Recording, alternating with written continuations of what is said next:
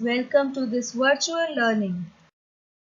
Today we will do chapter 3rd from your book Hornbill Discovery Tut. The saga continues, written by A.R. Williams.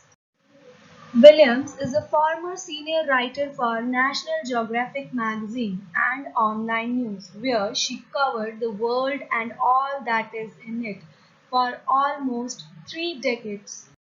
Before we start the chapter, you must know what you are going to read. So this chapter, the Discovering Tut, the saga continues, describes the boy King Tut, who was the last heir of a very powerful family that ruled Egypt for centuries. It also describes how CT scan of Tut's mummy revealed interesting but startling facts about him. Let's start with the chapter. Discovering Tut, the saga continues. What is saga here? A long story about an event or a period of many years, right? So we called it saga. This is an article written by A.R. Williams regarding the famous and powerful pharaoh Tutankhamun, or popularly known as Tut. Tut was the last heir to the powerful throne of Egypt. He had died at a young age of around 15 years. His death has been speculated since then, with murder being the most possible reason.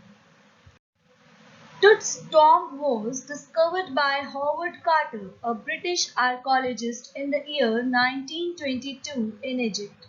Along with his coffin were other items of daily use like board games, a bronze razor, linen, undergarments, food, and wine also. After that, Carter started investigating the three coffins. The first one contained shroud adorned with garlands, lotus petals, olives, and cornflowers. The last coffin contained Tut's body cemented to the bottom of his solid gold coffin due to the hardening of the ritual resins. So they tried to use the sun's heat to loosen the resins, but their efforts went in vain. Then Carter ordered his men to remove the mummy's head and to sever nearly every major joint and reassemble them on a sand layer. After more than 40 years, in 1968, an anatomy professor x-rayed the mummy, and it revealed that beneath the resins his breastbone and front ribs were missing.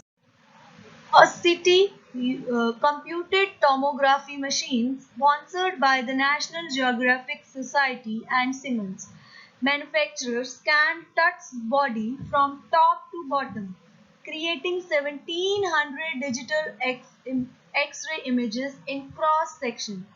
This story gives an insight into the mystery surrounding the life and death of Tutankhamun, the last teenage ruler of the powerful pharaoh dynasty that had ruled Egypt for centuries. He was the last of his family's line, and his funeral brought an end to this powerful dynasty. Not much is known about his family. Tut's father or grandfather, Amenhotep III, was a powerful pharaoh who ruled for about 4 decades during the dynasty's golden age. His son Amenhotep IV shocked the country by attacking Amun, a major god, smashing his images and closing all his temples. He changed his name to Akhenaten and promoted the worship of Aten, or you can say the sun disk. After his death, a mysterious ruler, Esman Khaker, appeared briefly and exited with hardly a trace. When Tut took over, he changed his name from Tutankhaten to Tutankhamun and restored the old ways. However, Tut ruled for 9 years and then died mysteriously and unexpectedly. Nobody knows how Tut died and when Tut died. This question still arises in everybody's mind. In order to unravel the mystery of his death, King Tut's mummy was scanned after 1,000 years. thus opening new perceptions regarding the cause of his death. So find out how and where and when he died. This question. Tut's mummy was scanned in 2005 under the supervision of Zahi Hawass, Secretary General of Egypt's Supreme Council of Antiquities. The computed tomography scan could not solve the mysterious death of Tut, but gave us clues for sure. This lesson also provides us a comprehensive awareness of ancient Egyptian culture. The ancient Egyptians believed that there was life after death.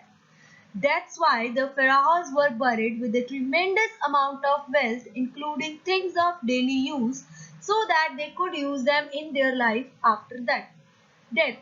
That's why King Tut was also buried with gold and daily use of need things of daily use.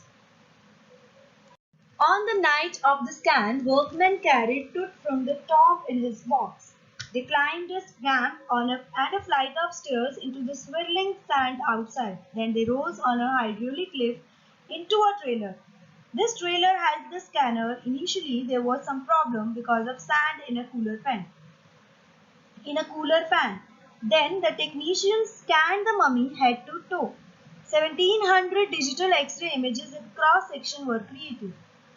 Tut's head was scanned in 0.62 millimeter slices to register its complicated structures.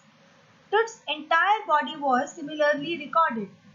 Then a team of specialists in radiology, forensics and anatomy began to probe the secrets. A technician displayed astonishing images of Tut on a computer screen. A grey head took shape from a scattering of pixels. The technician spanned and tilted it in every direction. Neck vertebrae appeared quite clearly. Other images revealed a hand, several views of the rib cage, and a narrow cross section of the skull. Zahi Hawass smiled. He felt relieved to see that nothing had gone seriously wrong. Thank you. I hope you have understood this chapter.